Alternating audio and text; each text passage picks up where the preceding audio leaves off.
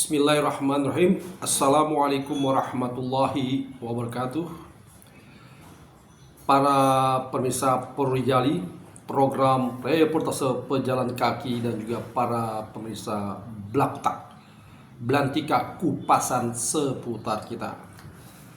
Semoga para pemirsa Perwijali dan Blaktak sehat selalu, dan yang sedang sakit insya Allah diberikan kesembuhan oleh Allah Subhanahu wa Ta'ala. Amin, amin, amin ya Rabbal Alamin. Para pemirsa, sebagaimana biasa dalam pertemuan kita dalam program muhasabah diri ini, kita senantiasa mendoakan saudara-saudara kita yang wabil khusus yang terkena musibah, agar diangkat musibahnya, yang sedang sakit diangkat penyakitnya, dan yang di dalam suatu pekerjaan dimudahkan pekerjaannya. Pemirsa,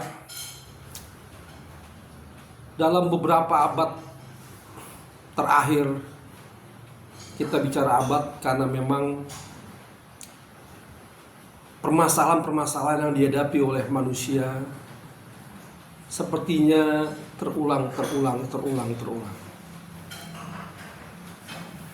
Banyak hal yang bersifat negatif, tapi juga ada hal-hal yang positif. Positif untuk pembelajaran kita, negatif juga untuk pembelajaran kita. Dalam konteks abad ini dan ke depan, isu mengenai lingkungan hidup merupakan isu yang utama. Oleh karena itu, dalam setiap kebijakan-kebijakan, isu lingkungan adalah isu yang sangat strategis. Isu yang membuat satu kondisi harus sangat-sangat diperhatikan. Itulah isu yang disebut strategis. Permasalahan lingkungan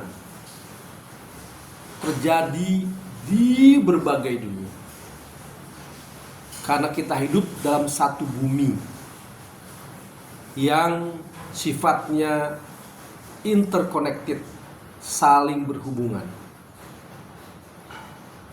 Di sana pasang, di sini surut. Kenapa terjadi pasang? Berarti di wilayah sana lagi surut. Kalau Anda ada di titik Samudra Hindia ketika dia pasang, namun kalau kita ada di Samudra Atlantik, di sana surut. Itulah pelajaran dari seorang pelaut.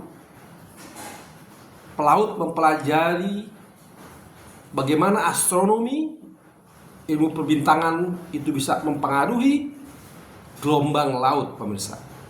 Oleh karena itu, seorang nelayan atau pelayar yang ulung, dia tidak serta-merta bergantung pada teknologi yang saat ini ada, tapi dia lebih menyandarkan kepada alam, astronomi, perbintangan. Dia bisa melihat arah utara, selatan, timur, barat.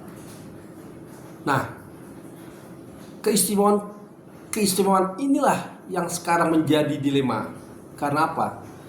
Udara yang pada saat itu bersih membuat mereka tidak bisa serta mudah melihat pergerakan bintang atau letak bintang karena cuacanya. Walaupun tidak seluruhnya atau wilayah itu tertutup kabut atau apapun yang disebabkan oleh asap-asap pembakaran di bumi ini, namun itulah ilmu yang dipelajari dari seorang pelaut ketika dia mempelajari sebuah pergerakan alam. Nah, karena itu isu lingkungan adalah isu yang saling interconnected. Dia akan membawa satu dampak dari satu wilayah ke wilayah lain. Bagaimana tidak? Kita hidup dalam satu globe, satu bumi. sehingga kita akan merasakan lambat laun, cepat atau lambat, apa yang terjadi di wilayah seberang sana. Kita kembali dalam lingkup nasional. Indonesia adalah negara yang sangat mempunyai sejarah panjang. Sebelum ada Indonesia, negeri ini adalah Nusantara yang ditandai oleh berbagai kerajaan-kerajaan. Kerajaan itu hidup dalam masanya, kerajaan hidup itu dalam masa pemerintahannya. Mereka melakukan satu kegiatan, kalau kita bisa katakan sekarang kegiatan pembangunan. Namun pembangunan yang bagaimana? Nah, dalam konteks ini saya ingin berbagi informasi tentang satu penelitian yang dilakukan oleh seorang peneliti wanita dari asal Jerman.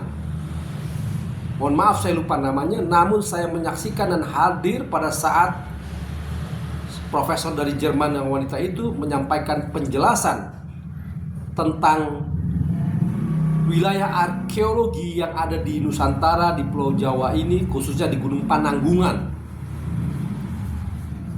Koreksi if I'm wrong. Sang profesor itu menyatakan bahwa lereng-lereng Pananggungan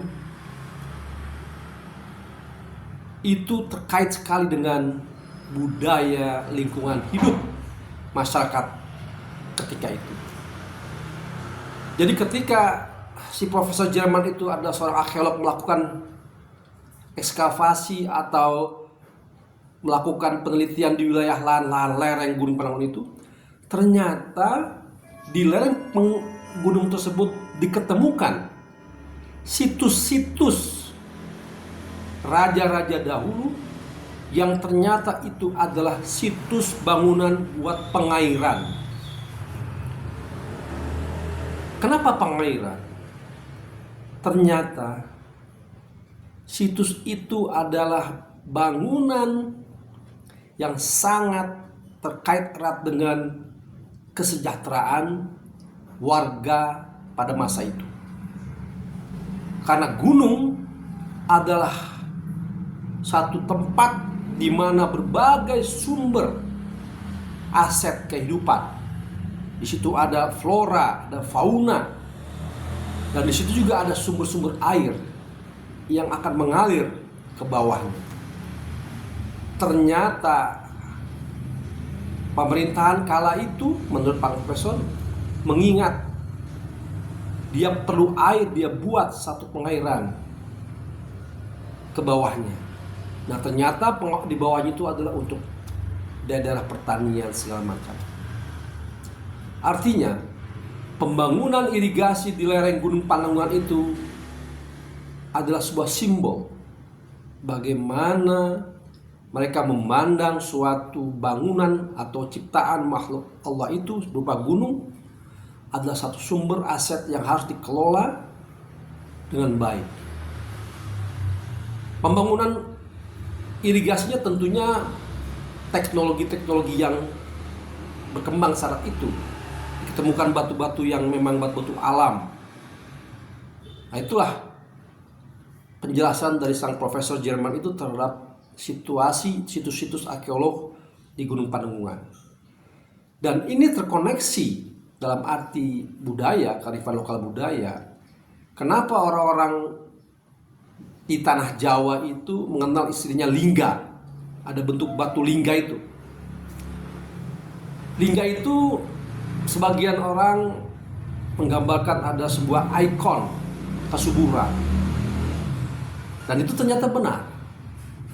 Jadi lingga itu adalah satu bangunan Gunung Pananggungan itu sendiri yang dikelilingi oleh bukit-bukit. Nah, di Gunung Pananggungan itulah segala sumber yang bermanfaat buat kehidupan manusia.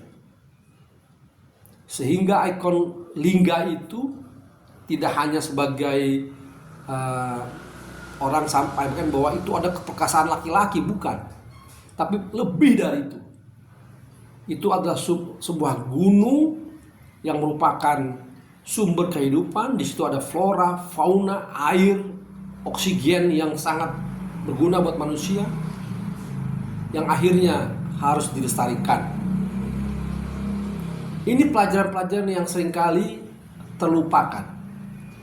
Kita diingatkan oleh mereka-mereka yang rajin meneliti, oleh raja-raja tempo dulu, bagaimana kita memanfaatkan alam semesta dengan baik. Dan sebaliknya, kalau ketika itu mungkin yang berkuasa adalah raja yang lalim, kita mungkin tidak bisa menemukan bekas-bekas message-message yang baik untuk kita pelajari dan mengambil hikmahnya. Nah, pelajaran seperti inilah yang terus kita ingin gali. Kita tidak ingin kita melupakan kearifan lokal kita. Banyak sekali hal-hal yang terjadi yang itu terkait erat dengan perkembangan abad ke abad. Nah, terkait masalah Gunung Jayawijaya. Gunung Jayawijaya itu menurut beberapa keterangan, di pundak lerengnya itu, pemirsa, ketika digali, dalam arti dicari apa sebetulnya yang ada di dalam lereng itu diketemukan kerang-kerang laut. Kerang-kerang laut, pemirsa, di atas ketinggian itu. Artinya bahwa Gunung Wijaya itu ada tadi dataran yang sebetulnya timbul dari laut ke permukaan. Dia timbul ke permukaan, terus tinggi. Nah, disitulah ketika dia tadi ada di dalam lautan, di situ di mana ada biota-biota laut yang hidup, kerang-kerang, tersimpan di sana. Dan itu terjadi berabad-abad, sehingga yang sekarang kita temui bahwa kerang-kerang itu ada di atas lereng Gunung Wijaya. Ini bukti alam, bukti yang dilakukan oleh seorang peneliti yang sangat-sangat memberikan pesan bahwa demografi atau tanah di Pulau Nusantara ini itu sangatlah dinamis. Apalagi kita mendengar bahwa ada garis-garis api, ada cekungan api di antara Pulau Sumatera sampai Jawa ini, yang itu bergerak. Jadi cekungan api di bawah laut itu bergerak, selalu bergerak, sehingga pergeseran tanah membuat pergerakan tanah di atasnya. Dan ini saya teringat sekali dengan pesan Profesor Pak Hasim Jalal almarhum, ketika saya berkesempatan mendampingi beliau berkunjung ke India. Profesor Hasim Jalal memberikan saya arahan-arahan yang sangat berguna. Hei Bung, sebetulnya dia menyebut nama saya, Ahmad, kenapa Indonesia itu banyak ikan, katanya. Kenapa, Prof? Beliau itu menceritakan ketika saya di pesawat. Karena, Ahmad, pulau-pulau kita itu bawahnya itu adalah lempengan api, Ahmad. Itu selalu bergerak. Ketika lempengan itu bergerak, lempengan itu mengeluarkan biota-biota yang menjadi makanan ikan, sehingga ikan berlarian untuk mencari pergerakan itu untuk mencari makanan. Itulah kenapa lautan kita banyak ikannya, karena di dalam itu bergerak, sehingga gerakan itu plankton mengeluarkan plankton. Nah, itu ikan-ikan datang semua, berkumpul di situ. Satu hal membuat satu keuntungan ekonomis, tapi satu hal kita harus hati-hati dengan pergerakan tanah Nusantara ini. Banyak hal yang kita perlu pelajari, kita dalami, dan lalu kita jadikan satu kebijakan yang sangat-sangat strategis bagi keselamatan bangsa ini. Dan tentu, kalau kita adalah masyarakat global, kita harus terkoneksi yang aman, yang membuat bangsa kita selamat dan bangsa lain pun selamat. Disinilah isu-isu lingkungan menjadi isu-isu yang saling terkonektif. Oleh karena itu kita mengenal ada Sustainable Development Goals yang semua itu terintegrated dari aspek sosial, ekonomi, budaya, teknologi, masyarakatan, itu terkoneksi. Ini adalah tujuan global yang mulia, pemirsa. Mari kita jadi bahagian yang bisa memperkuat koneksi tersebut untuk hal-hal yang positif. Karena kita ingin meninggalkan sesuatu yang baik buat generasi mendatang.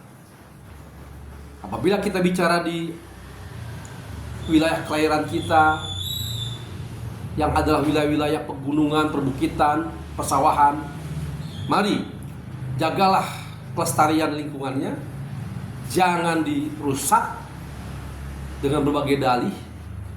Begitupun di lautan, jagalah lautannya dengan baik, kelola dengan baik secara maksimal. Karena ingat, dalam hukum internasional, apabila kita tidak bisa mengoptimalkan satu wilayah di zona ekonomi eksklusif, maka ada kewajiban kita melaporkan ke dalam satu komisi bahwa Indonesia tuh dipandang tidak bisa mengelola wilayah ZEE-nya, maka itu ada hak juga untuk negara lain bekerjasama dengan negara pantai itu untuk mengelola. Jadi mari kita optimalkan sumber daya Indonesia ini untuk kemakmuran Indonesia. Dan tentu karena tadi kita berbicara masalah global, kita pun bertanggung jawab terhadap kesejahteraan bangsa-bangsa lain. Semoga kita bisa menjadi bangsa yang menghargai kearifan lokal kita dan bisa berkiprah lebih aktif di dunia internasional. Assalamualaikum warahmatullahi wabarakatuh.